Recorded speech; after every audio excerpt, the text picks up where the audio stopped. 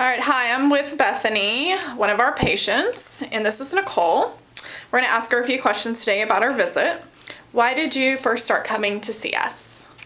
I first started coming to see you guys because I had lower back problems and was unable to pick up my child.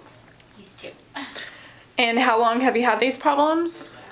Since right before I got pregnant, so I guess about 2.5 years.